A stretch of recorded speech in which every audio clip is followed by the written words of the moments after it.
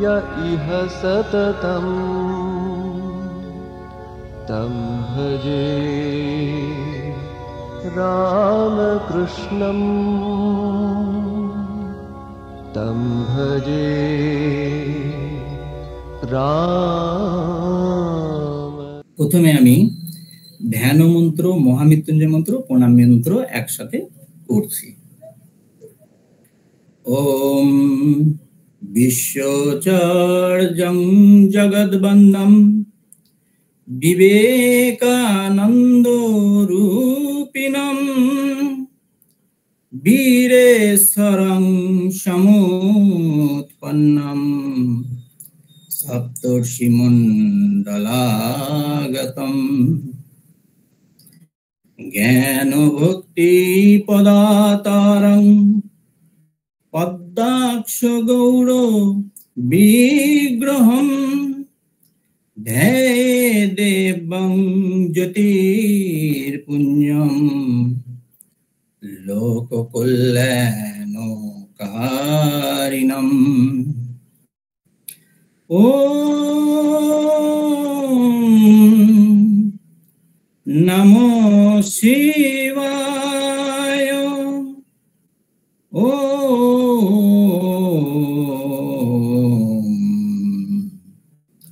নমো শিবায়। ওম ত্র্যম্বকং যজামহে সুগন্ধিং পুষ্টিবর্ধনং উর্বারুকমিব বন্ধনাन् মৃত্যুর্মোক্ষীয়মামৃতम्। ওম নমঃ শিবায়। ওম নমঃ শিবায়। ওম নমঃ শিবায়।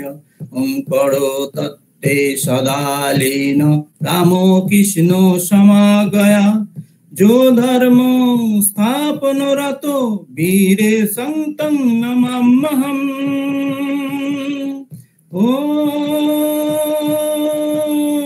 नमः शिवाय। ओम नमः शिवाय। ओम नमः शिवाय।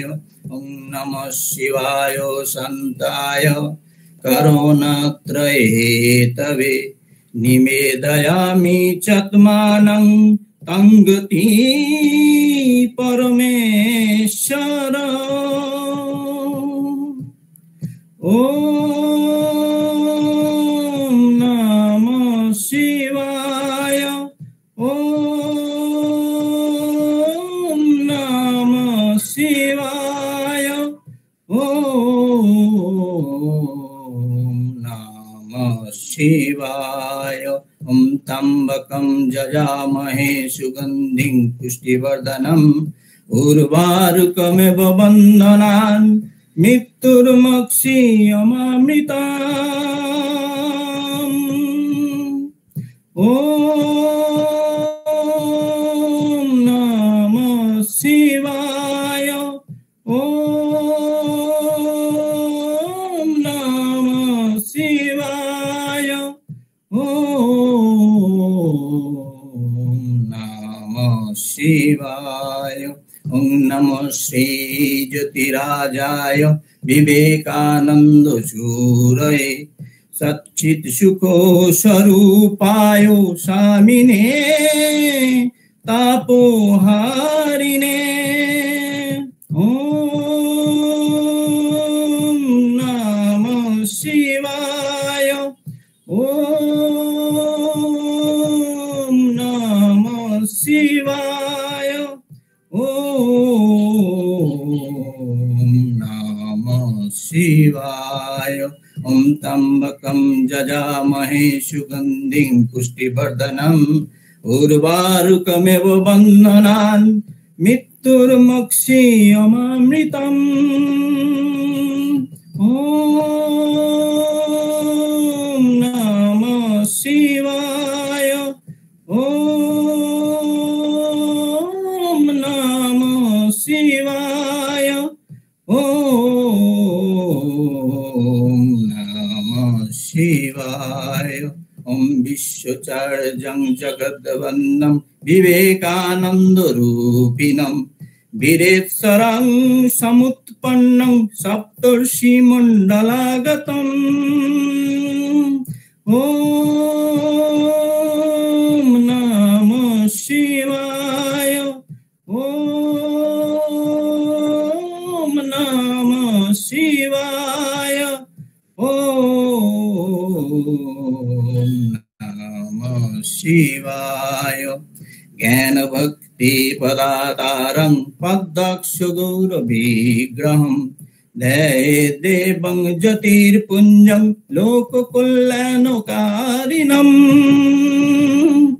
ওম নমঃ শিবায় ওম নমঃ শিবায় ওম নমঃ শিবায় ওম নমঃ শিবায়। নমঃ শ্রী জ্যোতিরাজায় বিবেকানন্দ সুরয়ে সচ্চিৎ সুখ স্বরূপায় স্বামিনে তাপহারিণে। ওম নমঃ শিবায় ওম নমঃ শিবায় ওম নমঃ শিবায়। এবারে আমি আমার মূল বক্তব্যে আসছি। স্বামীজি শিবাবতার নেওয়ার জন্য একটা যেন যোগাযোগ সূত্র আগে থেকেই স্থাপন হয়েছিল। আমরা ছোটবেলায় যখন পড়তে বসতাম, সন্ধ্যেবেলা 7:30টার সময় আমাদের একটু রেস্টিং টাইম ছিল। রেস্টিং টাইমটা এই জন্যই ছিল কারণ ওই সময় দুটো খবর প্রচারিত হতো, একটা হচ্ছে অল ইন্ডিয়া রেডিও থেকে আর একটা হচ্ছে স্থানীয় সংবাদ। তো তখন শুনতাম, ভালো লাগতো। এবারে আমাদের যখন পড়াশোনা শেষ হলো তখন আমাদের একবারে এডুকেশনাল ট্যুরের জন্য আমাদের আকাশবাণীতে ঘোরাতে নিয়ে গেল। তো আকাশবাণীতে যখন নিয়ে গেল তখন আমরা প্রত্যেকটা স্টুডিওকে দেখলাম। আচ্ছা, এখানে কলকাতা খ, বিবিধ ভারতী, FM সবগুলো দেখলাম যে বিভিন্ন ফ্রিকোয়েন্সি, বিভিন্ন তরঙ্গ এখান থেকে ছাড়া হচ্ছে। কিন্তু এত লোকের মধ্যে যে যে ফ্রিকোয়েন্সিটা টিউনিং করছে বা যে যে অপশনটা শুনতে চাইছে সে সেটাই একমাত্র শুনতে পাচ্ছে। ঠাকুর জীবনে আমরা এরকম একটা জিনিস দেখলাম। ঠাকুর কি হলো, মা ভবতারিণী মাকে দেখার জন্য খুবই উদ্গ্রীব। কখনো গঙ্গার পাড়ে গিয়ে কান্নাকাটি করছে, কখনো বালিতে মুখ ঘষছে, কখনো বলছে মা আর একদিন চলে গেল, দেখা দিলি না, আর একটা দিন চলে গেল। তো একদিন এইভাবে হতে হতে উনি বললেন যে না, এই জীবন যখন বৃথা তখন মায়ের ওই খাড়াটা দিয়ে আমি আমার জীবনটাকে শেষ করব। তো তিনি ঠাকুর যথারীতি ঘরের মধ্যে এলেন। এসে যখন খাড়াটা নিয়ে নিজের গলাটা কাটতে যাচ্ছেন তখন দেখা গেল পুরো ঘর আলোকিত হয়ে মা যেন তাকে স্বয়ং দুহাতে তাকে বিব্রত করলেন, মানে তাকে ওই অবস্থা থেকে সরিয়ে দিলেন। তো দেখা গেল কি উনি সেই মায়ের ডাকটা শুনতে পেলেন। মায়ের ডাকটা শুনতে পেলেন কারণটা কি, তার হৃদয়টা বা তার চিন্তা ভাবনাটা, তার ফ্রিকোয়েন্সিটা সেই জায়গাটা একটা টিউনড হয়েছিল, তাই তিনি মায়ের ডাকটা শুনতে পেলেন। এখন আমরা যদি ভাবি যে না, উনি পেয়েছেন খাড়া নিয়ে মাকে ব্ল্যাকমেল করেছেন বা মায়ের কাছে গিয়ে খাড়া নিয়ে গলা কাটতে গেছেন, আমিও খাড়া নিয়ে গিয়ে গলাটা কেটে দেবো, কিন্তু সেই জায়গাটা আমাদের পক্ষে ভুল হয়ে যাবে, আমাদের গলাটা কিন্তু কেটে যাবে। কারণ আমাদের সেই জায়গাটা সেই ফ্রিকোয়েন্সিতে টিউন হয়নি। যখন সেই ফ্রিকোয়েন্সিতে টিউন হবে, সেই ডাক যখন শুনতে পাবো তখন একমাত্র সম্ভব হবে যে সেইটা থেকে নিস্তার পাওয়া, বা মাও সেখানে দু হাত ভরে এগিয়ে আসবে। তো এইবারে দেখা গেল কি স্বামীজি যে বিশ্বনাথ দত্তের পরিবারে আসবেন সেটাও যেন একটা পূর্ব নির্ধারিত হয়ে গেল। কিভাবে না, স্বামীজির দুই দাদু ছিল, দুর্গাপ্রসাদ ও কালীপ্রসাদ। তো যখন বিশ্বনাথ দত্তের যখন 6-7 বছর বয়স, তখন হচ্ছে দুর্গাপ্রসাদের বয়স হচ্ছে 20-22 বছর। তীব্র বৈরাগ্য এসে উপস্থিত হলো। তিনি কি করলেন, সংসার ছেড়ে চলে গেলেন।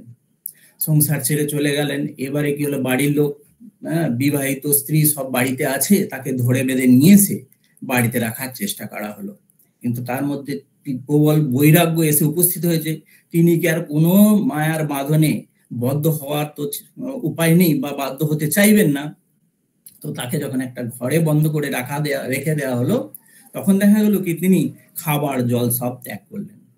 তো তখন বাড়ির লোক ভয়ে বলল, তাকে মুক্ত করে দিলেন। তো পরে জানা যায় যে তিনি কাশীধামে বিশ্বনাথ মন্দিরের কাছে তিনি থাকতেন। একদিন কি হলো, একদিন দুর্গাপ্রসাদের বোন ভগিনী আর একজন অপবয়স্ক বিধবা রমণী দুজনে বিশ্বনাথ দেবের দর্শনে গিয়েছিলেন। তো বৃষ্টিতে রাস্তাটা মোটামুটি পিচ্ছিল হয়ে গেছে। তো দেখা গেল কি ওই রমণী হঠাৎ করে পা পিছলে পড়ে গেলেন। তখন পিছন থেকে কয়েকজন সন্ন্যাসী আসছিলেন। ওনারা বললেন, আরে মাইয়া গির গিয়া, মা পড়ে গেছেন।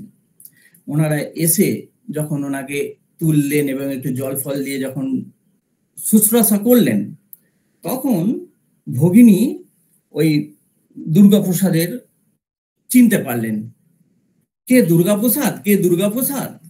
যখন এই কথাটা শুনলেন, তখন দুর্গাপ্রসাদ মহাশয় একটা বিরক্তি ভাবে বলে উঠলেন যে, তোরা এখানেও এসছিস, এখানেও জ্বালাতন করতে এসছিস।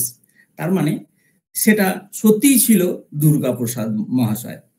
পরে দেখা গেল কি যে উনি মানে কাশী মঠের মঠাধীশ হয়েছেন। তো এইবারে কি হচ্ছে, তার মানে দেখা গেল কি যে একটা পরিবারের সাথে কিভাবে যুক্ত হয়ে গেল। কাশীর মধ্যে যে থাকবে, বাবা বিশ্বনাথের এরিয়ার মধ্যে যে থাকবে, তার মধ্যে বাবা বিশ্বনাথের কিছুটা তো তাদের পরিবারের মধ্যে একটা প্রভাব থাকবে। কারণ আমরা যখন চৌম্বক ক্ষেত্রের মধ্যে কোনো বস্তুকে নিয়ে আসবো, সেটা আকর্ষণ করবে এবং তার মধ্যেও কিছুটা চৌম্বকত্ব ধর্ম প্রকাশ পায়। তারপরে কি হলো, এবারে বিশ্বনাথ দত্তের প্রথম পুত্র হলো, তিনি মারা গেলেন। তারপরে আরো 3টে কন্যা হলো। এইবারে ভুবনেশ্বরী দেবী, তিনি একটা পুত্রের জন্য খুবই ব্যাকুল হয়ে উঠলেন। আমরাও যেমন কোনো ভগবানের একটু চেষ্টা করি দৌড় ধরার জন্যে, বা ভগবানের কাছে একটু প্রার্থনা করি যাতে করে যে আমার বংশটা যাতে রক্ষা হয়। তো ভুবনেশ্বরী দেবীও সেটাই করলেন। উনিও তার ব্যতিক্রম কিছু হলো না। তো উনি কি করলেন, বীরেশ্বর মহাদেবের তিনি পুজো পাঠ শুরু করলেন, কিচ্ছু সাধন শুরু করলেন। কারণ মনে হয়েছিল যে মহাদেব খুব অল্পতেই তুষ্ট হন।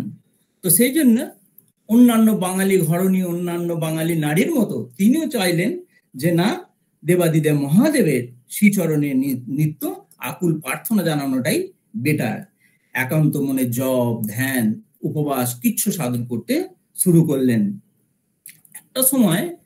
একটা সময় তার শরীরের মধ্যে এমন একটা পরিবর্তন এলো, এমন একটা আভা দেখা দিল, যেন মনে হচ্ছিল যে ভগবান স্বয়ং মানে তার মধ্যে একটা দিব্য জ্যোতি প্রবেশ করিয়ে দিয়েছেন। তার মানে সেই ভাবটা এখন থেকেই শুরু হয়ে গেল। এবারে তিনি এত নিশ্চিন্ত হলেন না যে পুত্র সন্তান হবে কি সুসন্তান হবে, তিনি সেটাতেও নিশ্চিন্ত হতে পারলেন না। তার একজন পরিচিত, তার একজন আত্মীয় বিশ্বনাথ ধামে বসবাস করতেন।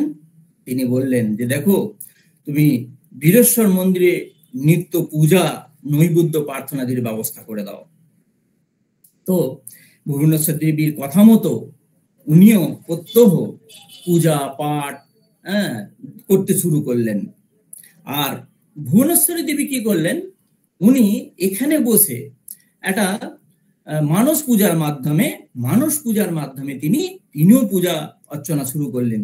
কিভাবে করলেন, কখনো কখনো উপস্থিত হইয়া বীরেশ্বরের মস্তকে স্নিগ্ধ পবিত্র গঙ্গাবাড়ি বর্ষণ অথবা পুষ্প বিল্লপত্র সহিত অর্পণে নিযুক্ত হলো মানস পূজার মাধ্যমে। মানে আমাদের মানে স্বামীজি যখন ইন্দোনেশিয়ায় যখন একটা বড় ভূমিকম্প হলো, দেখা গেল লাখো লাখো মানুষ মারা গেল, তখন স্বামীজি রাত্রে উঠে বেলুড় মঠে পায়চারি করছেন, কারণ তার হৃদয়টা সেই অবস্থায় পৌঁছে গেছে যে ওখানের ভূমিকম্প, ওখানের যে অঘটন দুর্ঘটনা, সেটা যেন নিজের প্রাণে অনুভব করছিলেন। তো মানস পূজার মাধ্যমেও এই জিনিসটা ভুবনেশ্বরী দেবী করলেন, এবং সেটা তিনি যে একটা ভালো কিছু হতে চলেছে তার পূর্বাভাসও তিনি পেলেন। কিভাবে পেলেন? যে একদিন সারাদিন পরিশ্রমে করার পরে তিনি যখন শয্যা গ্রহণ করেছেন, একটু অবসন্ন বা একটু ক্লান্ত, তখন তিনি দেখলেন যে একটা তুষার মণ্ডিত জটাজুটো তার সামনে দাঁড়িয়ে। তিনি কি হলো, হঠাৎ করে সমাধি থেকে উঠে যেন একটা পুরুষের আকার ধারণ করলেন, ছোট্ট ছেলের সন্তান রূপ ধারণ করে যে ধারণ করলেন, ওনার ঘুমটা ভেঙে গেল। ওনার ভুবনেশ্বরী দেবীর মন খুশিতে ভরপুর হয়ে গেল। তিনি বুঝলেন যে ঈশ্বর কিভাবে ভক্তের মনোবাঞ্ছা কতভাবেই না পূর্ণ করেন। এবারে কি হচ্ছে, শৈশব থেকেই এই যে বালক এলো বিলে, তার শিবের যে বৈশিষ্ট্য সেটা ছোটবেলা থেকেই একটু প্রকাশ পাচ্ছিল। আমার বাড়ি হচ্ছে একটু তারকেশ্বরের দিকে, তো এই কয়েকদিন, 1 মাস আগে শ্রাবণ মাস গেল, তো ওখানে দেখা গেল লক্ষ লক্ষ শনি রবিবারে লক্ষ লক্ষ পুণ্যার্থীর ঢল নামে শেওড়াফুলি থেকে 36 কিলোমিটার দূরে তারকেশ্বরে বাবার মন্দিরে জল ঢালার একটা। তো সবাই ওখানে গিয়ে শনি রবিবার প্রায় 2-3 লক্ষ লোক ওখানে জল ঢেলে তারা মনে একটা শান্তি, একটা প্রশান্তি নিয়ে বাড়ি ফিরে যায়। তো এবারে 3 বছর বয়স থেকেই দেখা গেল কি একটু খুব অত্যাচার বা দূরত্ব হয়ে উঠলো। এই শিশুকে কোনোভাবেই বসে রাখা সম্ভব হচ্ছে না। তার বিরুদ্ধে 3 বছর হতে না হতেই তার বিরুদ্ধে শান্তি ভঙ্গের অভিযোগ আসতে শুরু করলো। তো মা দেখলেন যে এই ছেলেকে কোনোভাবেই রাখা যাচ্ছে না, উনি একটা উপায় আবিষ্কার করলেন। উনি কি করলেন, যে মাথায় যখনই এরকম বদমাইশি হতো, তখনই দেখা যেত এই শিবের মাথায় জল ঢালার মতো তিনিও জল ঢালতে শুরু করলেন, আর শিব শিব মন্ত্র জপ করতে শুরু করলেন। যেই শিব শিব মন্ত্র জপ করতেন আর জল ঢালতেন, তখন যেন দেখা যেত যে বালক কিভাবে শান্ত হয়ে যেত। মাঝে মাঝে আরো একটু দেখা যেত কি, যদি দেখা যেত তাতেও কোনোভাবে বাঘ মানতে চাইছে না, তখন উনি কি করতেন, যে দেখো বাবা, তুমি যদি এর পরেও আরো জ্বালাতন করো, অতিষ্ঠ করো, তাহলে বাবা তোমায় কৈলাসে নিয়ে যাবেন না। এবং মাঝে মাঝে অভিযোগ করতেন যে ঠাকুরের কাছে অনেক মাথা ঘুরে শিবের কাছে একটা ছেলে চেয়ে পাঠিয়েছিলাম, উনি পাঠিয়েছেন একটা ভূত। তো আচ্ছা, এবারে আমি আর একটা শিবের একটা বিভিন্ন যে রূপের বর্ণনা আছে, সেইটা আমি একটা গানের মাধ্যমে বোঝানোর চেষ্টা করছি।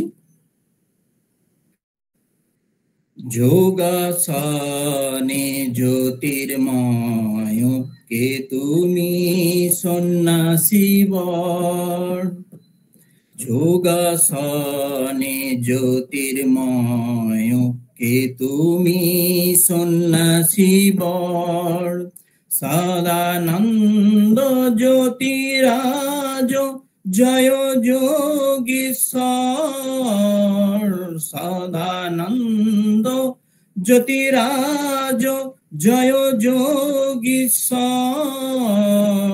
যোগাসনে জ্যোতির্ময় কে তুমি সন্ন্যাসী বর, সমাধিতে সদারত গুণবাক্যে অনুগত, সমাধিতে সদারত গুরুবাক্যে অনুগত, শিব জ্ঞানে জীবে করো, শিব জ্ঞানে জীবে করো শিব অবতার, যোগাসনে জ্যোতির্ময় কে তুমি সন্ন্যাসী বর,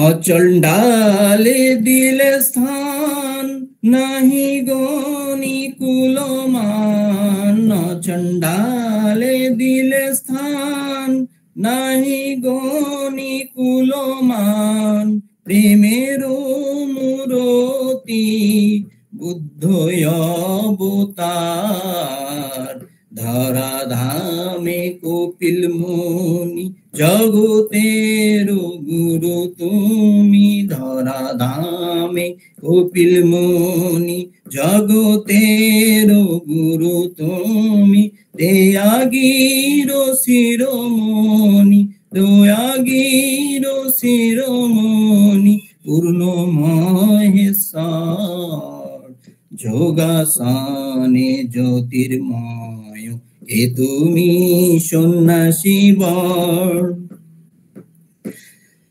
অখণ্ডের ঘর হতে উদিলে ভারতে, অখণ্ডের ঘর হতে উদিলে ভারতে, বিশ্বে বাজাও বেদ ভেরি, বিশ্বে বাজাও বেদ ভেরি, ধেয়ানি ঋষি বর, যাচি ভিক্ষা দাও শিক্ষা ধৈর্য বীর্য তিতিক্ষা, যাচি ভিক্ষা দাও শিক্ষা ধৈর্য বীর্য তিতিক্ষা, বিবেক বৈরাগ্য দেহ, বিবেক বৈরাগ্য দেহ, জয়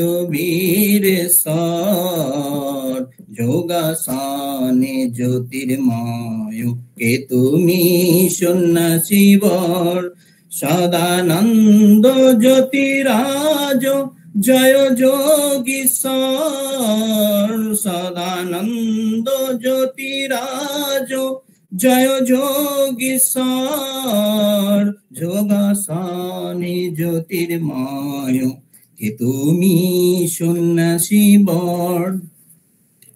তো এখানে আমি এবারে এই যে গানের মধ্যে যেটা দেখা গেল যোগীশ্বর, তো আমি প্রথমে যোগীশ্বর নিয়ে ব্যাপারটা একটু আলোচনা করব। আমাদের শিব ঠাকুর শ্রী স্বামীজি, এখন আমি স্বামীজিকে আমাদের শিব ঠাকুর নামে বর্ণনা করব, আমাদের শিব ঠাকুর হিসেবে কল্পনা করব। আমাদের শিব ঠাকুর একজন যোগীশ্বর। একদিন বাজার হইতে সীতারাম এর একটি মাটির যুগল মূর্তি আনিয়া ঘরে স্থাপন করলেন এবং ঘরের দরজায় খিল দিয়া পাড়ার হরি নামক এক সমবয়স্ক ব্রাহ্মণ বালকের সাথে ধ্যানে বসলেন। চিলে কোটার ছাদে ধ্যানে বসলেন। মানে সবাই ব্যস্ত, বাচ্চা ছেলেরা কোথায় গেল খেয়াল করেনি, কিন্তু কিছুক্ষণ পরে তাদের খেয়াল হলো যে দুজন বালককে খোঁজাখুঁজি করে পাওয়া যাচ্ছে না, তাদেরকে কোথাও দেখা যাচ্ছে না। তো তখন এদিক ওদিক খোঁজাখুঁজি করে কোনোভাবেই যখন কিছুভাবে পাওয়া গেল না, তখন ওরা ভাবলো দেখি ছাদের ওপরের ঘরটায় গিয়ে দেখা যাবে। তো ছাদের ওপরে ঘরটায় গিয়ে দেখা গেল ভেতর থেকে বন্ধ। ভেতর থেকে বন্ধ, ছেলেরা কি করছে খুলতে পারছে না। আমাদের ঘরে যখন এরকম হয় তখন আমরা একটা খুব দুশ্চিন্তার মধ্যে কাটাই। আমার একবার একটা মনে আছে, আমাদের একটা পুজো বাড়িতে একজন বাচ্চা ছেলে ওই ভেতরে ঢুকেছিল আর খিলটা দিয়ে ফেলেছে, আর খিলটা খুলতে পারছিল না। তো সে আবার ভাঙাভাঙি করে, সে সবাই একটা শঙ্কিত। তো ঠিক সেম জিনিসটাই হলো এখানে, ছোট ছেলে খিল দিয়ে খুলতে পারছি কি না, কি হয়েছে বোঝা যাচ্ছে না। তো দরজা ভাঙার ব্যবস্থা করা হলো। তো দরজা ভাঙা যখন হলো তখন দেখা গেল ওই ব্রাহ্মণ বালকটি যেই দরজার খোলা পেয়েছে তখনও ভাবলো যে আরে এখন তো কোনো বিপদ হতে পারে, এবার মারামারি পেটাপিটি শুরু হতে পারে। তো ওই ফাঁক দিয়ে ঊর্ধ্বশ্বাসে দৌড়ে পালিয়ে গেল। কিন্তু আমাদের শিব ঠাকুর নরেন্দ্রনাথ কিন্তু তখনও ধীর স্থির মুদ্রিত নয়নে তখনও অবস্থান করছে। অবশেষে ঝাঁকুনি দিয়ে তাহার চৈতন্য সম্পদান চৈতন্য ফিরিয়ে আনতে হলো। এবারে কি হলো, এবারে এটা হলো প্রথম ঘটনা। আর একটা ঘটনা বলি। একদিন গিরিশ ঘোষ আর নরেন্দ্রনাথ ওরা ভাবলো চলো আজকে আমরা একটু ধ্যানে বসা যাক।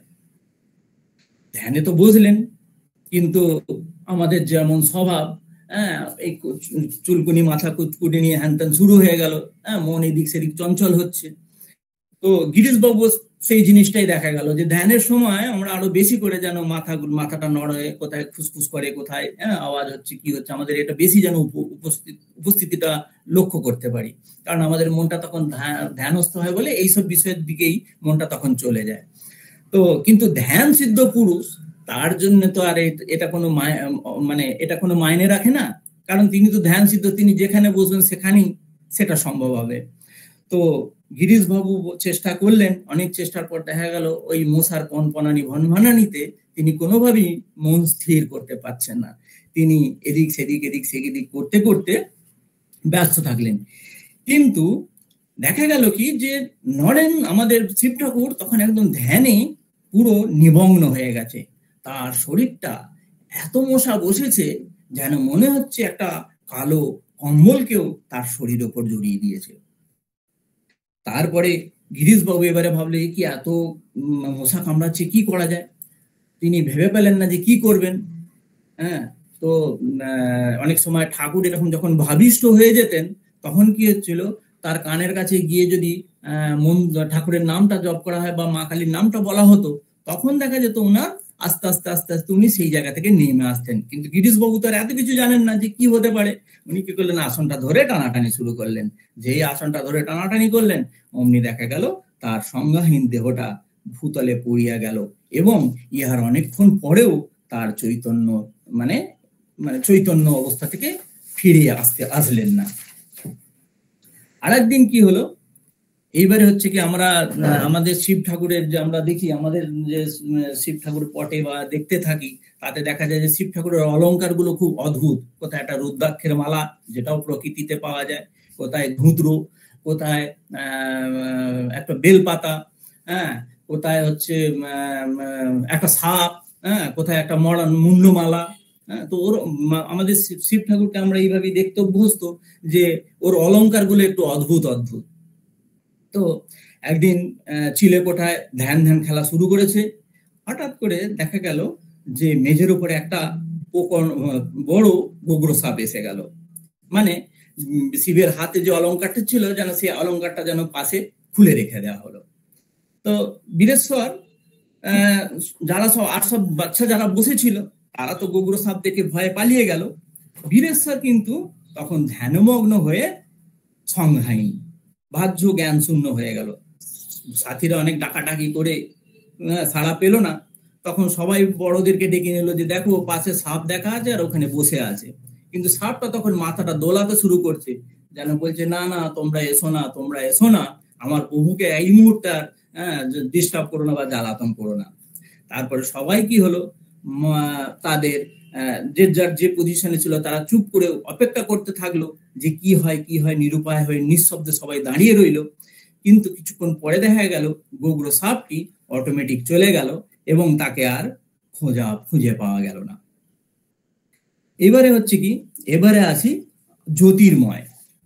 হ্যাঁ, জ্যোতির্ময় আমরা জানি শিবপুরাণ থেকে যেটা পাওয়া যায়, আমরা জানি ব্রহ্মা হচ্ছে সৃষ্টিকর্তা, বিষ্ণু হচ্ছে পালনকর্তা, আর মহেশ হচ্ছেন ধ্বংসকর্তা। বা একটা চক্র তো সম্পূর্ণ হতে হবে, শুধু সৃষ্টি হয়ে গেলে তার একটা ডিসব্যালেন্স হয়ে যেতে পারে, বা শুধু পালন হয়ে গেলে সেটা একটা ডিসব্যালেন্স হয়। তো ব্যালেন্স করার জন্য কি হচ্ছে, সৃষ্টি স্থিতি লয় একটা চক্রকারে হতে থাকে।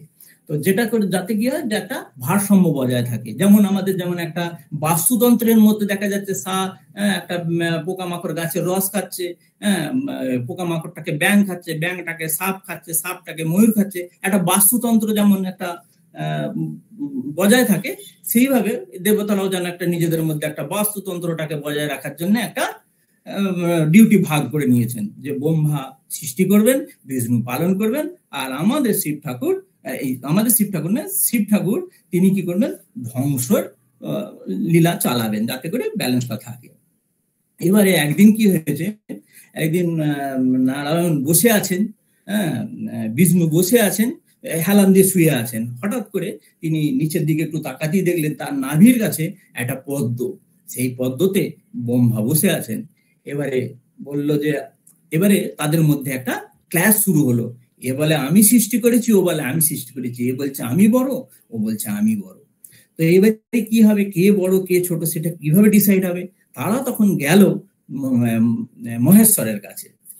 মহেশ্বর, আপনি এই বিশ্ব ব্রহ্মাণ্ডের কে সৃষ্টিকর্তা সেটা আপনি একটু ডিসাইড করে দিন।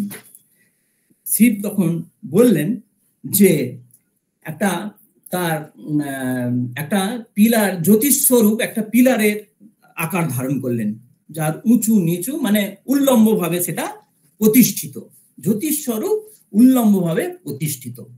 তো তিনি বললেন যে এই পিলারের টপ এবং বটম, ওপর এবং নিচের শেষ প্রান্ত যে খুঁজে পাবে সেই হচ্ছে বড়, সেই এই বৈশ্ব ব্রহ্মাণ্ডের সৃষ্টিকর্তা। তো ব্রহ্মার তখন বাহন ছিল হাঁস। উনি সঙ্গে সঙ্গে বললো এটা আর কি ব্যাপার বলে উনি উঠতে শুরু করে দিলেন, ওপরের দিকে গেলেন।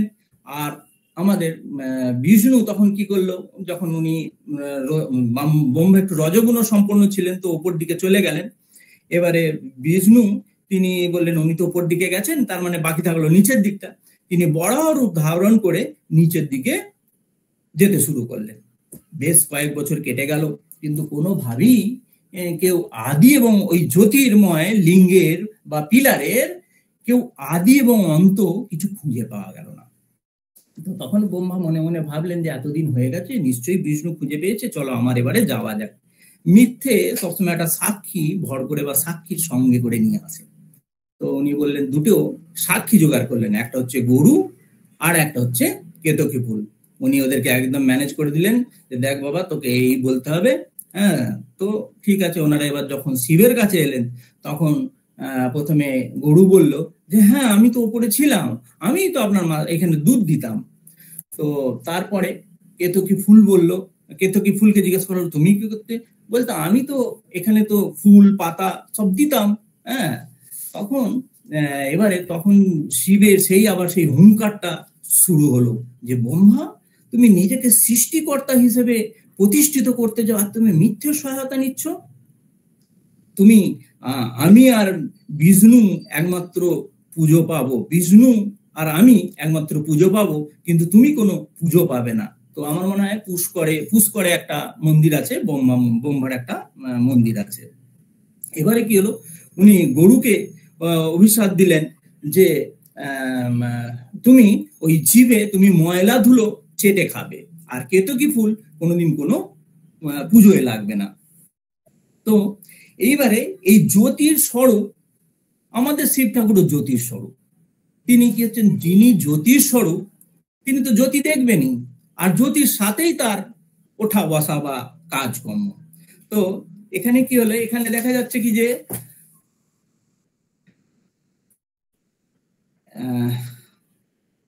আচ্ছা এইবারে কি হচ্ছে, আমাদের শিব ঠাকুরের যখন শোয়ার সিস্টেমটা একটু আলাদা ছিল। উনি কি করতেন, উনি একটু উপুর হয়ে শুতেন। এবার শোয়ার সঙ্গে সঙ্গে আমাদের যেমন সারাদিন পরিশ্রম করে হ্যাঁ একদম খুব গঙ্গ করে ঘুমের মধ্যে গভীর ঘুমে আমরা আচ্ছন্ন হয়ে পড়ি, কিন্তু যোগীর কিন্তু এত সহজে ওদের ঘুমটা একটু কম বা ওদের সহজে ঘুম আসতে চায় না। হ্যাঁ, যোগী যেহেতু যোগীরা তারা জেগে রাতে ধ্যান জপ এইসব করতে থাকে, তো অত সহজে ঘুমটা আসতো না। উনি কি করতেন, ভ্রুর মধ্যে একটা জ্যোতির পুঞ্জ দেখতে পেতেন। সেই পুঞ্জটা কি হতো, সেই পুঞ্জটা ধীরে ধীরে একটা ডিম্বাকৃতি ধারণ করত। ডিম্বাকৃতি ধারণ করে আস্তে আস্তে একটা ফেটে যেত এবং যেন একটা আতশবাজির মতো পুরো চারিদিকে আলো হয়ে যেত এবং জ্যোতির সমুদ্র থেকে তিনি আস্তে আস্তে আস্তে আস্তে ঘুমিয়ে পড়তেন। তো আমাদের এই যে জ্যোতি দেখা বা জ্যোতির স্বরূপ, এইটা একমাত্র যিনি জ্যোতির স্বরূপ তার পক্ষেই এই জ্যোতি দেখাটা সম্ভব। একদিন রামকৃষ্ণ পরমহংসদেব এই জ্যোতি দর্শনের কথা শুনিয়ে বলেছিলেন, যারা ধ্যান সিদ্ধ তারাই এই জ্যোতি দেখতে পায় এবং দেখাতেও পারে। বহুকাল পরে স্বামীজির এক গুরু ভাতা তাকে জ্যোতি দেখাতে অনুরোধ করলে তিনি তখন তার কপালে হাত দিয়ে গুরু ভাতার ভ্রুতের মধ্যে হাত দিয়ে তাকে জ্যোতির সমুদ্র তাকে প্রবেশ করালেন এবং যেন তিনি জ্যোতি তিনি দেখতেও পেলেন। তো এটা হলো জ্যোতিষ স্বরূপ। এবারে আসবো আমরা শিবজিকে আমরা তারকেশ্বরে যে মূর্তিটা আমরা দেখি সেটা লিঙ্গ রূপে আছে। হ্যাঁ, তো শিব লিঙ্গ রূপে কেন আছে, বা আমরা এই লিঙ্গতেই কেন জল ঢালি? এই লিঙ্গরূপটা কারণটা হচ্ছে কি, এই লিঙ্গরূপটা আছে সেটা সত্যকে প্রকাশ করার জন্য। কি সত্য প্রকাশ? না, আমাদের জন্মের সময় মা এবং সন্তান দুজনকে উন্মুক্ত অবস্থায় থাকতে হয় বা থাকে। হ্যাঁ, এবং মৃত্যুর সময় দেখা যায় যে যখন আমরা ওই শেষ চুল্লিতে ঢোকানোর আগে পর্যন্ত ওই একটা কাপড় থাকে, এবং শেষ পরিণতিটাও দেখা যায় যে লিঙ্গ স্বরূপের মতোই থাকে। তো এইটা হচ্ছে সত্য। আচ্ছা, সত্য হচ্ছে দুই প্রকারের। একটা হচ্ছে আমরা যেটা দেখি বা একটা এক্সপিরিয়েন্স করি, যে ঘটনাটা সম্বন্ধে বলি, সেটা হচ্ছে একটা সত্য। আর একটা হচ্ছে কি, সত্যকে সত্তাকে সত্য বলে। আমার ভিতরে যে অন্তর্নিহিত সত্তা আছে সেটা হলো সত্য। আমরা যদি কথায়, আচরণে, ব্যবহারে এই সত্যটা পালন করতে পারি, পতঞ্জলি যোগসূত্রের মধ্যেও আছে যে সত্যের সাথে থাকার জন্য অষ্টাঙ্গিক মার্গের মধ্যে সত্যটা পালনের মধ্যেও একটা সত্য পালনের ব্যাপারটাও আছে। কারণ সত্য যদি না থাকে, সত্যের মধ্যে যদি না থাকি, একটা মিথ্যে বলার জন্য আরো হাজারখানা মিথ্যে কথা বলতে হবে, বা একটা মিথ্যেকে ঢাকতে আরো মিথ্যে কথা বলতে হবে। তাতে কি হবে, আমরা ওই মিথ্যের জালে ফেঁসে যাব। আর কি হচ্ছে, মিথ্যের জালে যখন ফেঁসে যাব, তখন ওই মিথ্যেটা চাপার জন্য আমরা কখনো সত্যিটার সামনে আর আসতে পারবো না। সেই জন্য কিছু মনটা আমাদের চঞ্চল হয়ে যাবে। তো অষ্টাঙ্গিক মার্গে যে আমাদের মনটাকে শান্ত করার কথা বলা হচ্ছে, তো সেখানেও দেখা যাচ্ছে কি, যে সত্যের সাথে পালন করার জন্য। আচ্ছা, সত্যনিষ্ঠ মানে সত্তার প্রতি নিষ্ঠা আর ব্যবহারে সত্য কথা বলা, কখনো তা থেকে না সরে যাওয়া। আমরা ক্ষুদিরাম চট্টোপাধ্যায়ের নাম জানি। ক্ষুদিরাম চট্টোপাধ্যায়ের নাম আমরা কিভাবে জানলাম? শুধু ঠাকুরের, আমাদের পরমহংস ঠাকুরের বাবা বলে যে আমরা জানি যে উনি ঠাকুরের বাবা, তা নয়। আমরা ওনার মনটা আরো বেশি আমাদের হৃদয়ের মধ্যে গেঁথে গেছে ওনার সত্য পালনের জন্য। কারণ উনি সত্য পালনের হেতু উনি জমিদারের বিরুদ্ধে মিথ্যা সাক্ষী দিতে রাজি হয়নি। উনি জানতেন যে আমার ভিটের মাটি সব চলে যেতে পারে, আমার হয়তো গ্রাম ছেড়েও চলে যেতে পারে, কিন্তু তবুও তিনি ওই সত্য থেকে বিচ্যুত হয়নি। সত্যের জন্য সবকিছু ছাড়া যায়, কিন্তু কোনো কিছুর জন্য সত্যকে ছাড়া যায় না। সত্যের থেকে মূল্যবান আর কিছু নেই। সত্যকে ধরে থাকলে সবকিছু পাওয়া যায়, সত্যকে ছাড়লে সবকিছু হারিয়ে যায়। ঠাকুরও তাই এই কথাটা মানতেন। ঠাকুর সব দিলেন, হ্যাঁ, ভালো মন্দ, সুখ দুঃখ, হাসি কান্না সবই দিলেন, কিন্তু বললেন যে না, আমি সত্যটা ছাড়তে পারবো না, কারণ ওটা দিলে আর কি নিয়ে থাকবে। তো এবারে কি হচ্ছে, আমাদের শিব ঠাকুরের জীবনেও এরকম একটা সত্য আছে। কি সত্য আছে না, স্বামীজি সেখানে বলছেন, আমার এই শরীরটাকে জীর্ণ বস্তুর মতো ত্যাগ করিয়া চলিয়ে যাইতে পারি, কিন্তু আমার ভাব ও আদর্শ লইয়া যারা কাজ করিবে, তাদের মধ্যে সূক্ষ্ম রূপে উৎসাহ ও প্রেরণা যোগাইতে থাকিব। আর আমরা স্বামীজির এই যে সত্য, সেটা আমরা প্রত্যেকদিন সংকল্প বাক্যে পাঠ করি। কি পাঠ করি? আমরা সফল হবই, কেননা আমি আমার সামর্থ্যে বিশ্বাস রাখি। স্বামীজির বাণীতে এই আত্মবিশ্বাস ও চরিত্র গঠনের উপায় আছে বলে তা আমার কাছে প্রিয় হবে। এবং স্বামীজি তার শিক্ষার জীবন্ত প্রতিমূর্তি বলে আমি তার মূর্তি এমন ভাবে প্রত্যহ চিন্তা করবো যে তা আমার চিত্তপটে চির উজ্জ্বল হয়ে বসে যাবে, এবং তা আমাকে প্রতিনিয়ত এই আদর্শের পথে এগিয়ে দিতে থাকবে, যাতে আমার জীবন পরিপূর্ণতা লাভ করে ও আমি সর্বমানবের কল্যাণে আমার জীবন ক্ষয় করতে পারি। এইটাই আমার জীবনের বিশিষ্ট ও প্রধান লক্ষ্য বলে জানি। আমার ভিতরে যে অনন্ত শক্তি আছে, তা আমার কল্পিত লক্ষ্যে উপনীত হতে সাহায্য করবে। তো শিব ঠাকুর একটু আশুতোষ ছিলেন, মানে উনি অল্পতেই, এবারে অন্য একটা ঘটনা আসছি, শিব ঠাকুরের যে আশুতোষ, সেটার ব্যাপারটা নিয়ে একটা আসছি। শিবজিকে খুব সহজেই খুশি করা যায়। উনি একদিন এক সাধু মহর্ষি ওনাকে সাধনা করতে শুরু করলেন। সাধনায় সিদ্ধি লাভ করার পরে উনি বর দিতে চাইলেন। শিবজি ওনাকে বর দিলেন। শিব তখন এটা যে ছিল সেটা অসুর, কিন্তু আমাদের শিব ঠাকুর উনি বুঝতে পারলেন না যে এটা অসুর না দেবতা, সেটা তো ভালো মানুষ না মন্দ, বুঝতে পারলেন না। উনি বললেন যখন অসুর বললে তুমি বর চাও, তখন ও বললে যে আমি যার মাথায় হাতটা রাখবো সেই ভস্ম হয়ে যাবে। তো এবারে যেই উনি তো হ্যাঁ তো বলে দিলেন, ভোলে ভালা, হ্যাঁ উনি হ্যাঁ বলে দিলেন। এবারে গোলটা বাঁধলো কি, বললে দেখো এবারে আমি তুমি যে দিলে বরটা দিলে সেটা তো আমি এবার চেক করে নিতে হবে যে সেটা ঠিকঠাক কাজ করছে কিনা, কারণ এরপরে ওয়ারেন্টি গ্যারেন্টি পাওয়া যাবে কিনা তাহলে তো ঠিক নেই। তো আমি হাতটা তোমার মাথায় আগে দিয়ে দেখতে চাইছি, ব্যাস হয়ে গেল। এবারে শিব দৌড়চ্ছে, হ্যাঁ ওনার তো নিজের প্রতি বিশ্বাস নেই, নিজের প্রতি বিশ্বাস নেই বা ঠাকুরের শিবের প্রতিও বিশ্বাস নেই, উনি সেই জন্য চেক করার দরকার মনে হলো। এবারে শিবও দৌড়চ্ছেন আর এদিকে অসুরও দৌড়চ্ছেন ওর মাথা হাত দিয়ে চেক করার জন্য। তো শেষ পর্যন্ত কি হলো, মানে পার্বতী এলেন মাঝখানে, এসে বললেন যে দেখো তোমরা এক কাজ করো, তোমরা অনেক ভালো গান বাজনা জানো, নাচ জানো, তো তোমরা একটা নাচ শুরু করো। তো তখন নাচ একটা শুরু হলো। নাচ শুরু করতে করতে শিবজি হাত নাড়তে নাড়তে নিজের মাথার উপরে যখন হাতটা দিলেন, তখন দেখা গেল অসুরও নিজের মাথাটা হাত দিয়ে তিনি ভস্ম হয়ে গেলেন এবং শিব ঠাকুর এই যাত্রায় বেঁচে গেলেন। আমাদের শিব ঠাকুর এরকম ভোলে ভালা স্বভাবের জন্যও একটা বিপদের মধ্যে পড়েছিল।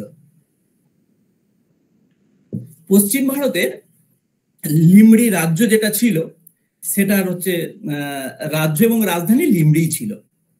উনি ওখানে পদার্পণ করলেন, শহর থেকে যখন গেলেন তখন ওখানে পৌঁছলেন। পৌঁছে দেখা গেল কি যে উনি তখন কোথায় থাকা যায় আস্তানা খুঁজছেন।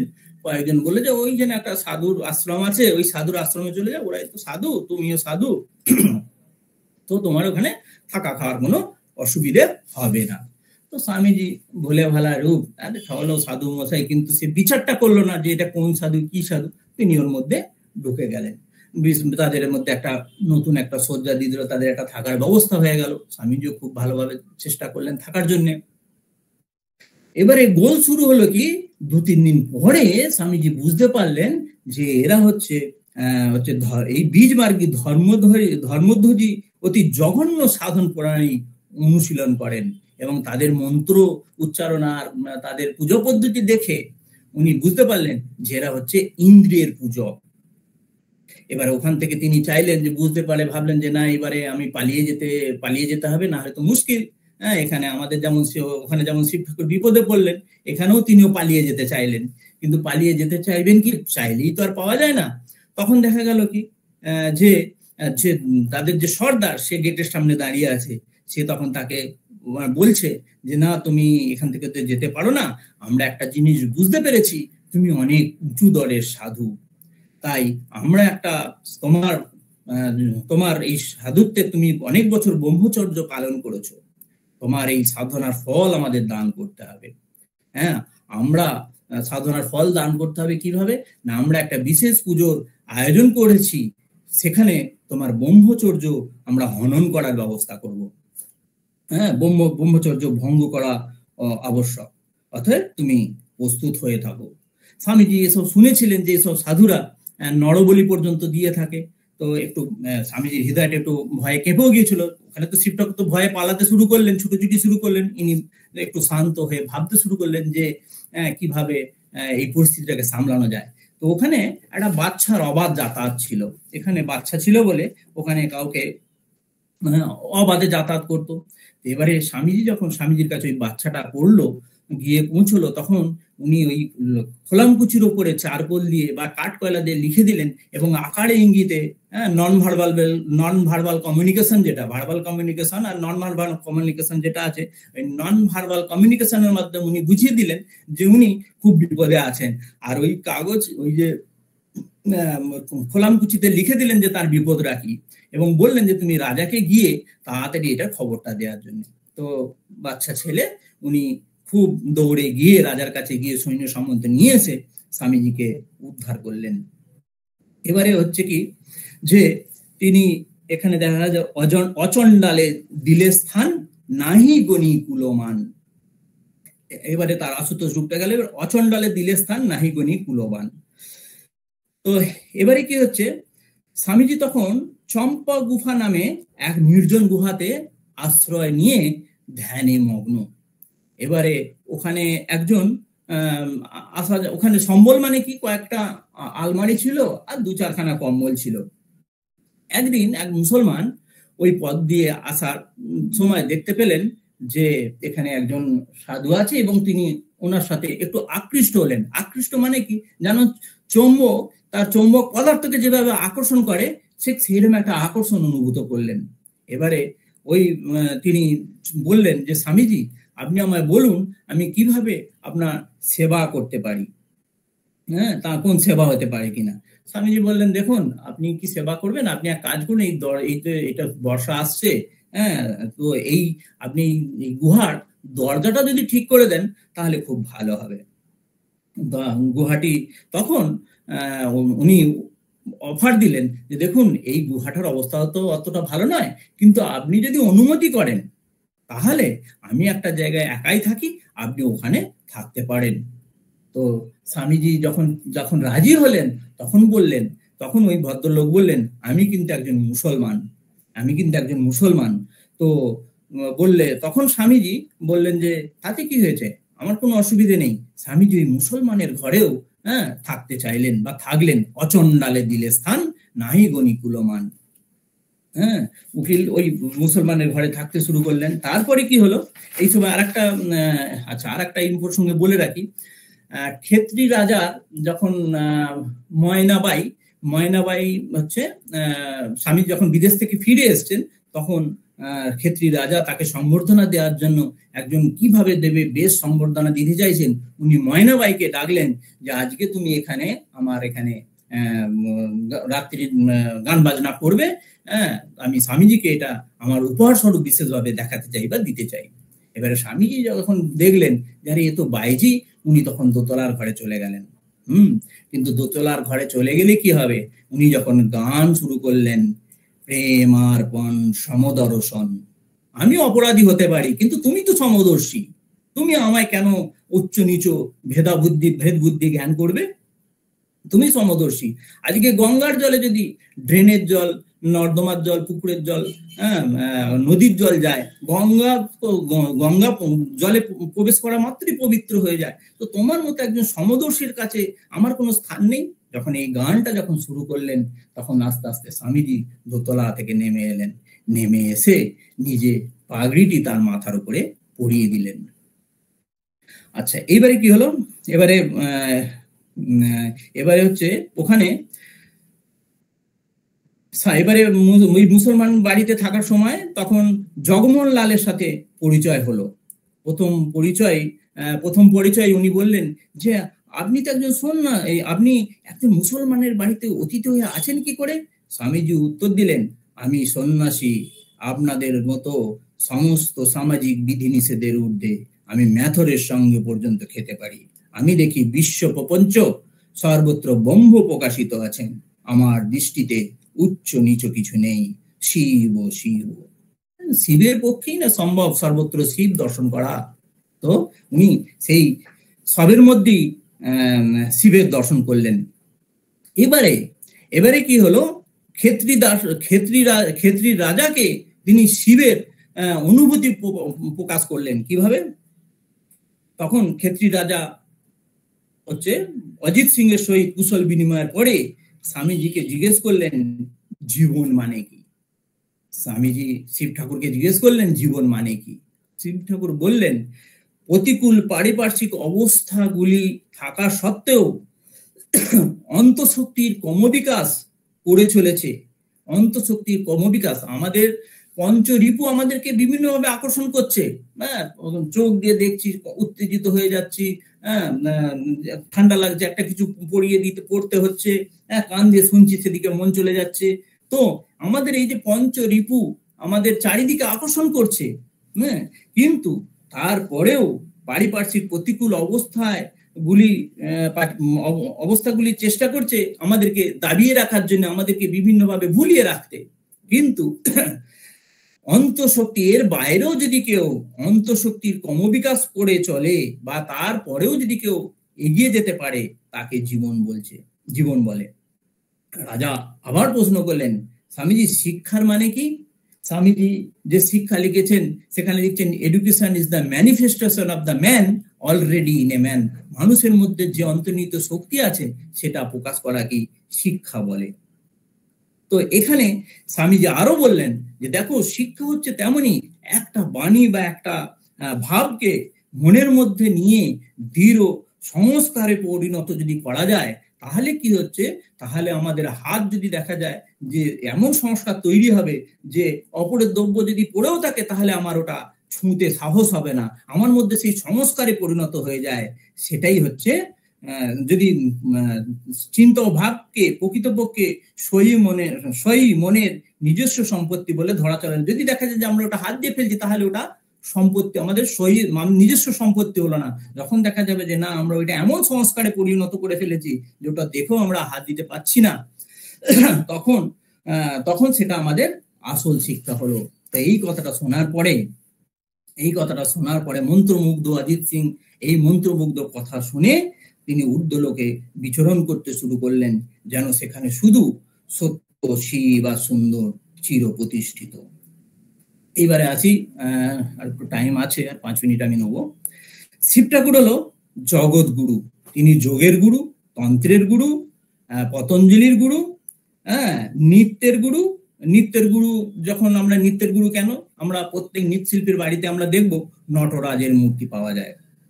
এরপরে এবার হচ্ছে তিনি মানে হচ্ছে সঙ্গীতেরও গুরু, সঙ্গীতের গুরু। এবারে এই প্রসঙ্গটা আমি একটু বলবো, কারণ একবার নারদ মুনির খুব অহংকার হলো। নারদ মুনির অহংকার হলো যে আমি এই বিনা সেতার বাজিয়ে বাজিয়ে গান করি, আমার মতো গান এই জগতে কারো পক্ষে গাওয়া সম্ভব নয়। এবারে উনি গান শুরু করলেন। গন্ধর্ব লোকে রাগ রাগিনীরা সব অসুস্থ হয়ে গেল, কারণ বেতালে সুরে গাইলে যেমন রাগ রাগিনী উৎফুল্ল হয়, বেসুরে গাইলে তারা অসুস্থ হয়ে পড়লো। তখন এবারে দেখা গেল, যখন উনি গিয়ে দেখলেন যে নারদ যখন ওখানে গন্ধর্ব লোকে পৌঁছলেন, দেখলেন আরে রাগ রাগিনী তো অসুস্থ হয়ে পড়ে আছে, তাহলে তো সমাজের আবার ব্যালেন্সটা আবার মানে বিগড়ে যেতে পারে। তো তখন ওকে বললো যে তোমরা অসুস্থ, তোমাদের উপায় কি? ও বললে, তখন রাগ রাগিনী যারা ছিল তারা বললে যে তোমার থেকেও বড় গায়ক আছে, তিনি হচ্ছেন শিব ঠাকুর। তিনি কিভাবে গান করেন, তিনি নাভির কোমল থেকে শুরু করেন, কুলকুণ্ডলী সঙ্গে নিয়ে ব্রহ্মনাদ যুক্ত গান শুরু করেন। তিনি কিভাবে শুরু করেন? আমরা এই যে ওম উচ্চারণ করি, এটা 3টে জায়গা থেকে শুরু হয়। একটা হচ্ছে নাভি থেকে শুরু হয়, তারপর কণ্ঠ, তারপর হচ্ছে হৃদয়, তারপর হচ্ছে কণ্ঠ, এখানে শেষ হয়। তো উনি এইভাবে মানে ভেতর থেকে এই গানটা শুরু করেন। তো যখন তুমি শিব ঠাকুর যদি এই গানটা করেন, তাহলে আমরা সুস্থ হয়ে যেতে পারি। বললে শিব ঠাকুর গান করবে, তার শর্ত কি? বললে আমার শর্ত হতে হবে বিষ্ণু এবং ব্রহ্মাকে উপস্থিত থাকতে হবে। ব্রহ্মা আর বিষ্ণু উপস্থিত থাকলেন, মা সরস্বতী বীণা বাজাচ্ছেন, আর গণেশ ঠাকুর আমাদের মৃদঙ্গ বাজাচ্ছেন। তো এমন একটা আসর, যেখানে এই আসরের পরেই দেখা গেল যে রাগ রাগিনীরা আবার সুস্থ হয়ে পড়লো। এইবারে কি হলো, এইবারে আমাদের শিব ঠাকুরও গানে খুব পারদর্শী ছিলেন। একবার ঠাকুর জিজ্ঞেস করলেন যে নরেন, তুই গান শিখেছিস? বললেন হ্যাঁ, আমি 2-4টে গান জানি। তখন নরেন্দ্রনাথ ব্রাহ্ম সমাজের গানটা শুরু করলেন, মনো চলো নিজ নিকেতনে। 16 আনা মন প্রাণ ঢালিয়া যখন ধ্যানস্থ হয়ে গানটা গাইলেন, তখন আমাদের অবতারী বরিষ্ঠ ঠাকুর বাহ্য জ্ঞান শূন্য হয়ে পড়লেন। এরপরে কি হচ্ছে, তিনি মাঝে মাঝে গৌরী মোহন মুখার্জি স্ট্রিটের বাড়ির দালানে আপন মনে পায়চারি করতে করতে গান করতেন, জুড়াইতে চাই কোথা জুড়াই। ভেতরের প্রাণ হইতে যেন নিজের অবস্থাটা প্রকাশ করিয়া তিনি জীবন্তভাবে গানটা গাইতেন। যারা নরেন্দ্রনাথের মুখে রাত্রিতে সেই গান শুনেতেন, তাদের আর বাহ্য জ্ঞান থাকিত না। এরপরে তো 4-5 মিনিট আছে।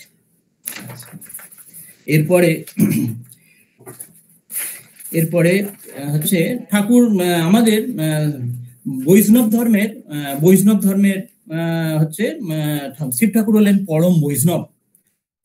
শিব ঠাকুর পরম বৈষ্ণব কেন? কারণ ব্রহ্মা, নারদ, মহেশ, সনদ, কপিল মুনি, মনু, বলিরাজা, প্রহ্লাদ, রাজা জনক এবং গঙ্গাপুত্র ভীষ্ম, ব্যাসদেবের ছেলে সুখদেব গোস্বামী আর যমরাজ ও যমদূত, এরা হচ্ছে এই 12 জন হচ্ছে বৈষ্ণব ধর্ম প্রচার করেছিলেন।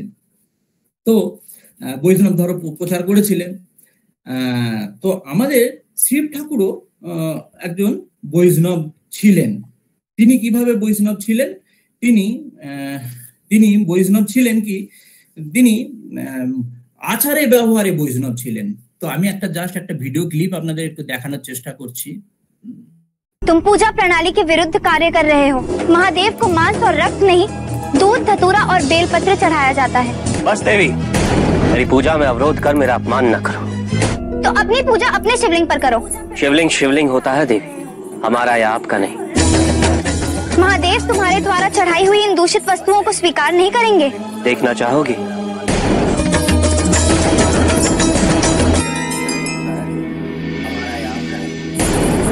हमारे द्वारा आपकी पूजा अर्चना में जो व्यवधान उत्पन्न हुआ वो हमारी भूल थी।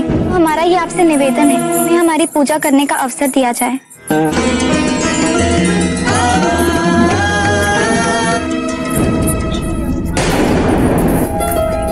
क्या कारण है कि महादेव ने आपका दूषित मांस स्वीकार किया और हमारे पुष्प नहीं?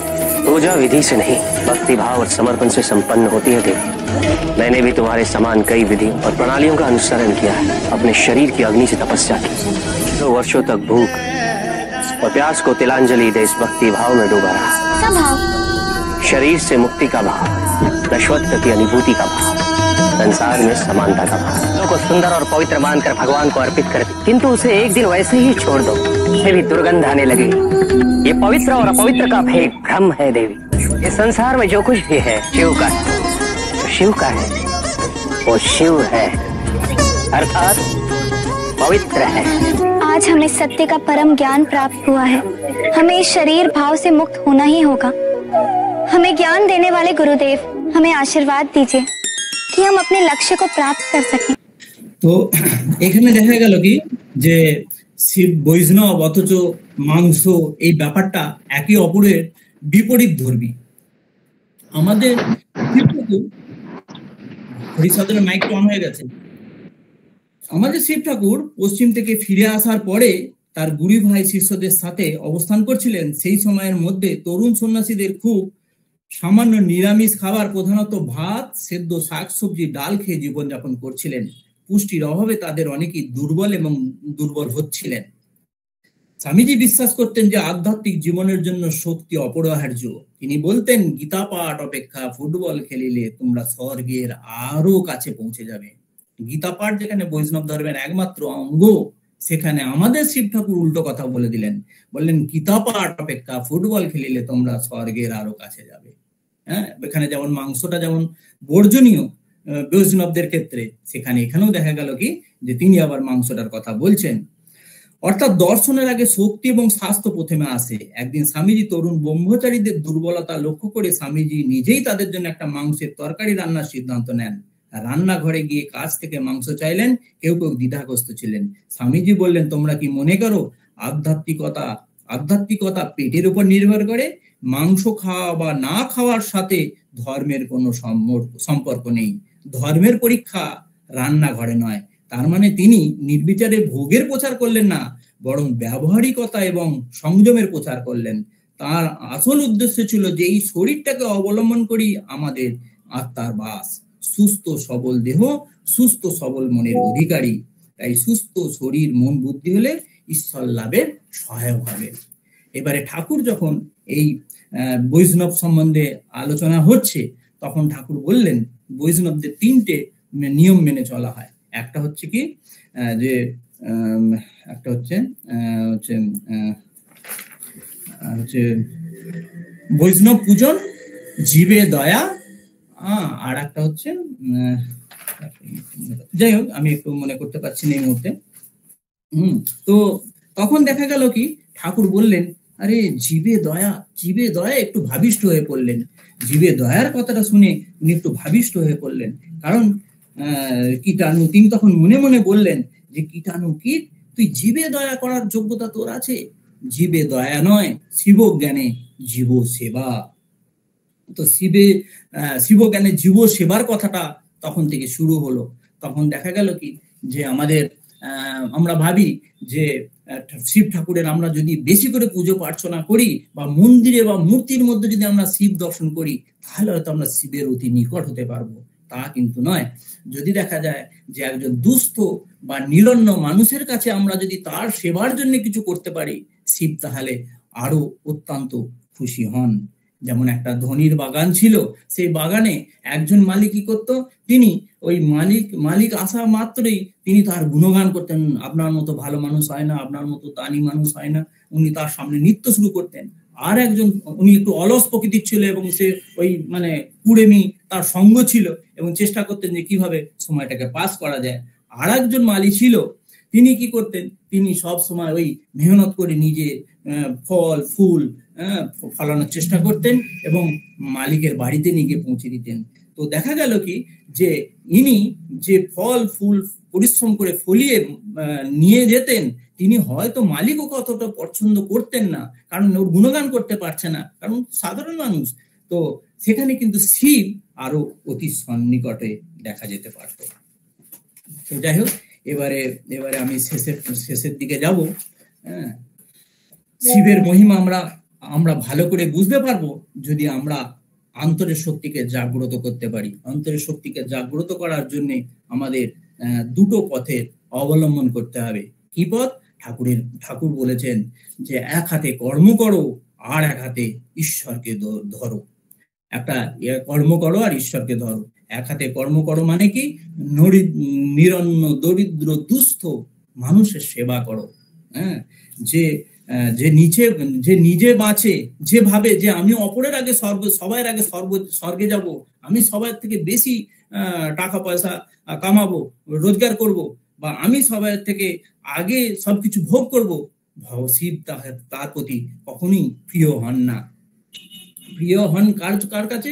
যিনি ভাবেন যে না, আমি যাকে সেবা করব, আমি সেবা করে তাকে আগিয়ে দিতে থাকবো, তাকে যদি কিছু সেবা করতে পারি, তার যদি কিছু ভালো কাজে লাগতে পারি, তবেই আমার সেখানে শিব আরো বেশি খুশি হন।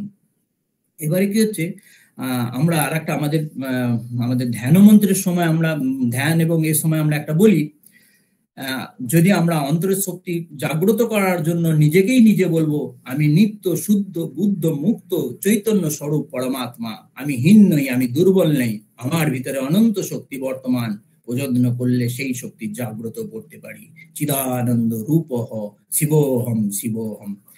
তো শিবোহম এটা সহম কিভাবে ভরা যায়? আমরা যখন এই যে শ্বাসটা ছাড়ি, স হচ্ছে, যখন নিঃশ্বাস নিচ্ছে হ হচ্ছে, এই স আর হয়ের মধ্যে যে আমরা কিছু সময় ফ্র্যাকশন অফ সেকেন্ড বন্ধটা থাকছে, সেখানে শিবের অবস্থান। এটা যোগী মুনিরা বলছে যে হৃদয়ের মধ্যে শিবের অবস্থান।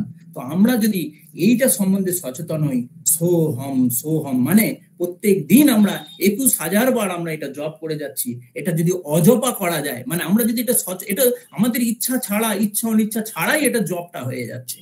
আমরা শুধু যদি সচেতন থাকি, আমি সেই সোহম হাম সোহম, আমি সেই যদি চিন্তা করতে পারি, আমরাও সেইভাবে আমরাও সেই একাত্ম হতে পারি। এক হাতে কর্ম হলো, এক হাতে ধর্ম হলো। জয় ঠাকুর, জয় মা, জয় স্বামীজি। আমি এখানেই শেষ করলাম।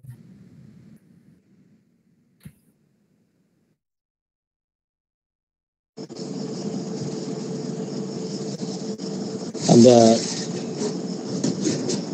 মাননীয় বক্তার কাছ থেকে সুদীর্ঘ এবং সুসমৃদ্ধ বক্তব্য শুনলাম। এখন এই প্রসঙ্গে যদি কারোর প্রশ্ন থাকে, সংক্ষিপ্ত আকারে প্রাসঙ্গিক প্রশ্ন করুন, বক্তা উত্তর দেওয়ার চেষ্টা করবেন। তো মহাদেবদা যেভাবে বললেন খুবই ভালো লাগলো, এটাই আর কি। স্বামীজির সাথে শিবের যে কম্পেয়ার করে বললেন, এটা খুবই ভালো লাগলো, এবং তার সাথে গান, এটাই বলার। প্রশ্ন নেই, ভালো লাগলো। হ্যাঁ পূর্ণিমাবাবু বলুন। আমি বলছি যে আপনার যে আজকের যে শিবাবতার স্বামীজি, সেই যে প্রাসঙ্গিকতাটা পুরো ভাষণের উপরই ফুটে উঠেছে। পুরো ভাষণের উপরই ফুটে উঠেছে যে ওই শিবাবতার স্বামীজি। তো কারো কোনো প্রশ্ন আছে কি?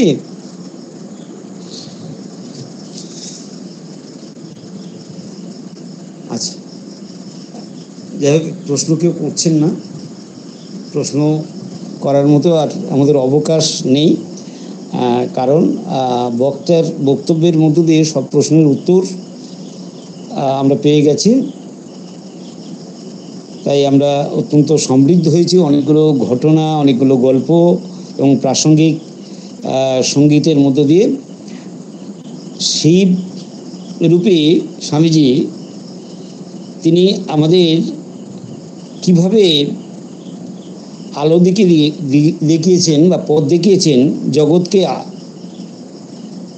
আলোকিত করেছেন। আগামী 1,500-2,000 বছর আমরা সেই পথে চলব। তাহলে আমাদের জীবন থেকে এই পৃথিবীর বুক থেকে অজ্ঞানতার অন্ধকার দূরীভূত হবে, আমরা সেটাই আশা করি। তবে বক্তার বক্তব্যের মধ্যে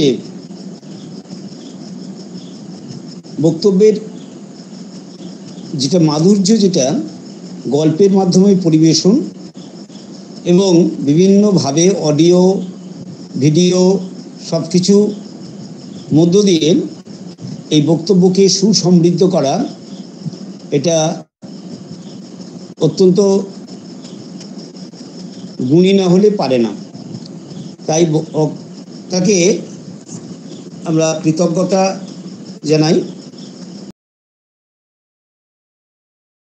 আমি ধন্যবাদ জ্ঞাপন করব মানে মহাদেব ভাই বক্তা, আর মহাদেব ভাইকে কিছু বলার সুযোগ আমি জোর করে ছিনিয়ে নিচ্ছি মঙ্গলবাবুর থেকে। তো এই মহাদেব ভাই মাত্র 22 বছর বয়সে যে স্বামী যোগ মানে গুরু রঙ্গনাথানন্দজি মহারাজের কৃপা প্রাপ্ত হয়েছে, আজ 45 বছর বয়সে স্বামীজি যে অনুধ্যান আমাদের সামনে উপস্থিত করলো গানে এবং ভাবে, সত্যি এর মানে কোনো তুলনা চলে না। এত কম বয়সে এই প্রাণোচ্ছল যুবক যে লেভেলে পৌঁছেছে আধ্যাত্মিকতার, তাকে আমরা হ্যাটস অফ সেলাম জানাই। দিব্যত্রয়ীর পাদপদ্মে তার আরো এগিয়ে যাওয়ার জন্য প্রার্থনা জানাই। তাকে ধন্যবাদ জানানো, প্রথাগতভাবে ধন্যবাদ জানানোর জন্য, যদিও আমাকে বলা হয়নি, তবু আমি বলছি ধন্যবাদ জানাচ্ছি। কিন্তু ধন্যবাদ আর গুণ সে নয়, সে শুধুই তার এই পড়াশোনা এবং এত কিছু ঘেঁটে যে আমাদের সামনে উপস্থাপন করলো, তার জন্যে তার প্রতি কৃতজ্ঞতা জ্ঞাপনই আমাদের উচিত। এই অনুষ্ঠান সুচারুরূপে পরিচালনা করার জন্য মঙ্গলবাবুকে আন্তরিক ধন্যবাদ, কৃতজ্ঞতা জানাই। পুরো প্রোগ্রামের নেপথ্যে যারা আছে, পোস্টার তৈরি থেকে শুরু করে সমস্ত পেছনের যে সলতে পাকানো কাজ, মানস সাহা দা, শান্তি মন্ত্র পাঠ ফণীবাবু, এবং সবশেষে যে সমাপ্তি সঙ্গীত গাইবেন রামপ্রসাদ শাহ মশাই, সকলকেই আন্তরিক ধন্যবাদ ও কৃতজ্ঞতা জানাই। সবচেয়ে বড় কথা যেটা মঙ্গলবাবু প্রথমেই আমার মানে ধন্যবাদ জানিয়ে দিলেন, সেটা হচ্ছে এই শ্রোতা মণ্ডলী, যার মধ্যে বিশেষ করে শারদাই নারী জাগরণের মায়েরা, তাদের কৃতজ্ঞতা।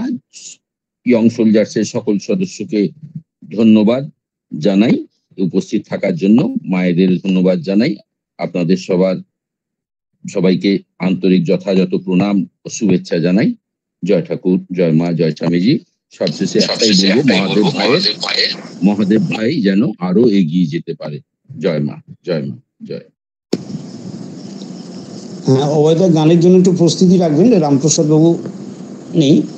আচ্ছা, এখন অভয়বাবুকে সমাপ্তি সঙ্গীত পরিবেশনের জন্য আবেদন রাখছি। জয় ঠাকুর, জয় মা, জয় স্বামী। জয় ঠাকুর, জয় মা, জয় স্বামীজি। সমাপ্তির অধিকৃত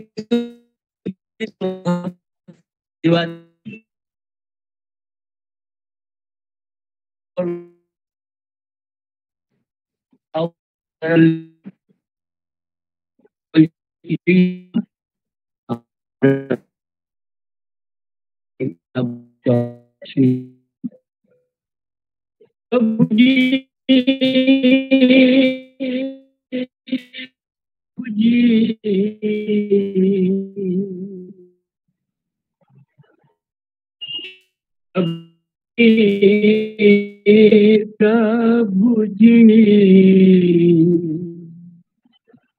प्रभु जी, प्रभु जी, प्रभु जी,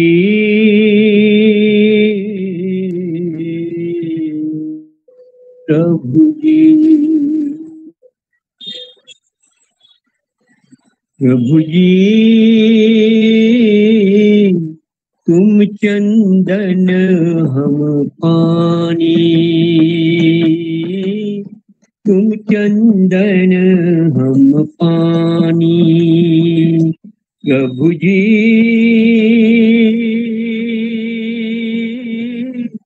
तुम चंदन हम पानी, तुम चंदन हम पानी, पानी जाको अंग अंग बाप सवार, जाको अंग अंग बाप सवार, प्रभु जी, तुम धनवान हम मुरारी, प्रभु जी, तुम धनवान हम मोरा, जैसे चितबत चंद्र चकोरा, जैसे चितबत चंद्र चकोरा, प्रभु जी, तुम चंदन हम पानी, तुम चंदन हम पानी, प्रभु जी, तुम दीपक हम बाती रे, प्रभु जी,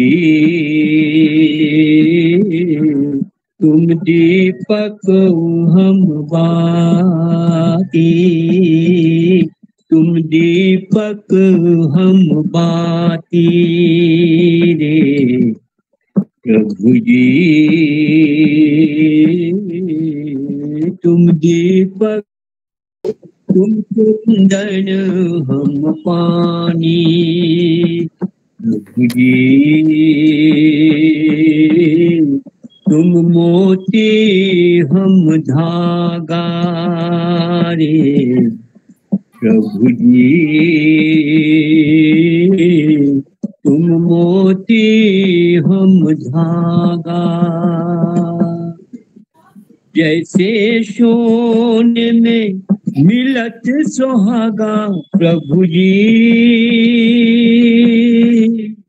जैसे सोने में मिलत सुहागा, प्रभु जी,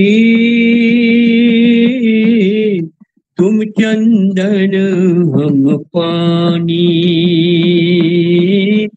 तुम चंदन हम पानी, पानी ऐसी भक्ति कर रहे दाता, ऐसी भक्ति कर रहे दाता, प्रभु जी,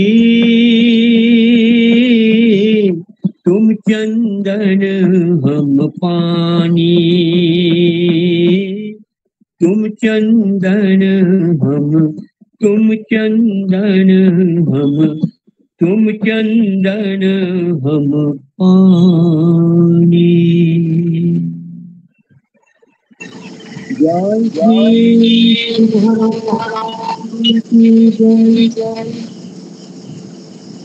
जय महामाई की जय। जय स्वामी जी महाराज जी की जय। जय गंगा माई की जय।